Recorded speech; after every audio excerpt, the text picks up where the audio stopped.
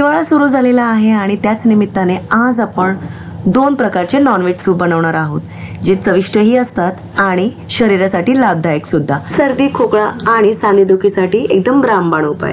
तर मंडळी, आज आपण बघणार आहोत पाया सूप आणि मटन सूप सुद्धा। सर्वात प्रथम मटन सूप बघणार आहोत। तर त्यासाठी थोडंसं तुपामध्ये 2 तेजपत्ता, 1 दालचिनीचा तुकडा, 4-5 काळी मिरी, 2-3 लवंग, त्यासोबत 1 चमचाभर बडीशेप, 2-3 लसणाच्या पाकळ्या आणि थोडंसं आलं परतून घ्यायचंय। त्यानंतर 1 कांदा सुद्धा परतून घ्या। कांदा पूर्णपणे मऊ होईपर्यंत याच प्रकारे परतत राहायचं आहे। आणि त्यानंतर याच्यामध्ये आपण घालणार आहोत आता मटण। आता मटण इथे मी अर्धा किलो मटण घेतलेलं आहे, पण त्याच्यामध्ये हाडाचे पीसेस जास्त घेतलेले आहेत, कारण त्यातनं स्टॉक सुटणार आहे आणि त्यामुळे सूपला सुद्धा चव येणार आहे।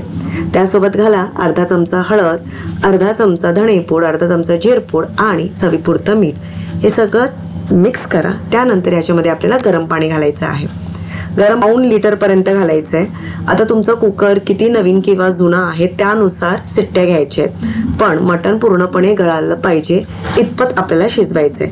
जर तुम्हाला वाटलंच की शिजलेलं नाही तर परत तुम्ही लावू शकता, पण साधारण 20 ते 25 मिनिटं लो ते मीडियम फ्लेमवर ठेवा। आणि त्यानंतर इथे बघा आपलं मटण शॉर्बा म्हणजे मटण सूप तयार आहे। काहीच आपल्याला करायचं नाहीये दुसरं याच्यामध्ये। मटण पीस सुद्धा व्यवस्थितपणे शिजलेला आहे बघा। लहान मुलांना सुद्धा तुम्ही खायला देऊ शकता। भातासोबत रस्सा हा देऊ शकता। फक्त वरून तूप आणि बारीक चिरलेली कोथिंबीर घाला। हवा असेल तर तुम्ही पुदिना सुद्धा घालू शकता। जर तुम्हाला थोडंसं तिखटपणा हवा असेल तर काळी मिरपूड किंवा पांढरी मिरपूड सुद्धा वरून घालू शकता। आणि याच प्रकारे तयार झालेलं आहे आपलं पौष्टिक, शरीराला ऊब देणारं मटण सूप म्हणजे मटण शॉर्बा। आता बनवूया आपलं दुसरं सूप म्हणजे पाया सूप। सर्दी, खोकला, अंगदुखीपासून दूर ठेवण्यासाठी, सांधेदुखीसाठी रामबाण उपाय म्हणजे पाया सूप।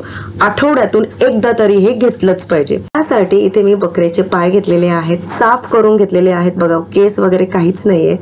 आणि जिथून आपण मटण घेतो त्यांना जर सांगितलं तर ते व्यवस्थितपणे साफ करून देतात। कुकरमध्ये 2-3 चमचे तूप गरम करा। त्याच्यामध्ये 2 तेजपत्ता, थोडंसं दालचिनीचा तुकडा, 2-3 हिरवी वेलची, काळी मिरी आणि लवंगा घालायचे। त्यासोबत 1 चमचाभर लसूण आणि अर्धा चमचा आलं घालायचे। छानपैकी परतून घ्यायचे। त्यानंतर अर्धा चमचा हळद घालून त्याच्यामध्ये पाया छानपैकी परतून घ्यायचे, कारण तुपामध्ये परतून घेतल्यानंतर पायांचा स्वादच का वेगळा लागतो। तुम्हाला तूप आवडत नसेल तुम्ही तेल घालू शकता, पण पायाचं ऑलरेडी तेल सुटणार आहे म्हणून तुपावर केलेलं बरं। त्याच्यामध्ये आता आपण 1 ते 1.5 ग्लास पाणी घेणार आहोत। पाणी शक्यतो गरम घाला, गरम नसले तर कोमट पाणी तरी नक्कीच घाला, थंड घालू नका।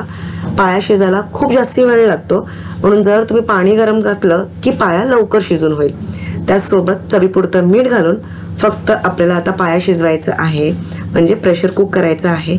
प्रेशर कुक करायलाच खूप जास्त वेळ जातो, कारण कधी कधी पाया खूप जाडे असतात, त्याच्यामुळे वेळ जास्त जातो। तर लो ते मीडियम फ्लेमवर, म्हणजे साधारण मीडियम फ्लेमवर 30 मिनिटं आधी ठेवा। नंतर चेक करा, परत जर वाटलंच की कच्चे आहे तर पुन्हा 10 ते 15 मिनिटं लावा। तर साधारण इथे मी 2 वेळा मला कुकर लावावं लागलं। अराउंड 40 मिनिट्स म्हणजे 40 मिनिटं मी कुकर लावलं होतं। आणि इथे तयार झालेलं आहे आपलं पाया सूप। बस, काहीच याच्यामध्ये घातलेलं नाहीये, आपण कांदा घातलेला नाहीये, धणे जिरे पूड वगैरे घातलेलं नाहीये, कारण पायाचं इनबिल्ट स्वाद असतो, त्याचा चिकटपणा असतो, म्हणून दुसरं याच्यामध्ये काहीच घालू नका। फक्त पायाचा स्वाद घ्या। पाया सूप मध्ये खूप पौष्टिकपणा आहे मंडळी, म्हणून याच्यामध्ये बिलकुलही असे वेगळे मसाले घालू नये। धणे जिरे पूड वगैरे बाकी काहीच नको। फक्त आता वरून तुम्हाला हवं असेल तर तुम्ही काळी मिरपूड घाला चवीसाठी, किंवा तेही नाही घातलं चालेल, कारण आपण ऑलरेडी फोडणीमध्ये काळी मिरी आणि लवंग घातलेला आहे। ते असंच मंडळी बघा, पाया सूप सुद्धा रेडी झालेले आहे एकदम पटकन। तर आय होप तुम्हाला दोन्हीही सूप आवडले असतील। तर मंडळी, कसली वाट बघताय? या हिवाळ्यामध्ये आलटून पालटून दोन्ही सूप नक्कीच बनवून स्वतःही प्या आणि सर्वांना प्यायला द्या। आणि आवडल्यास लाईक, शेअर, सबस्क्राईब आणि कमेंट करायला बाकी विसरू नका। आणि पाहत रहा सिम्पली स्वादिष्ट। आजचा व्हिडिओ वेळ काढून पाहिल्याबद्दल खूप खूप धन्यवाद। आता भेटूया पुढच्या व्हिडिओमध्ये। Till then, bye bye.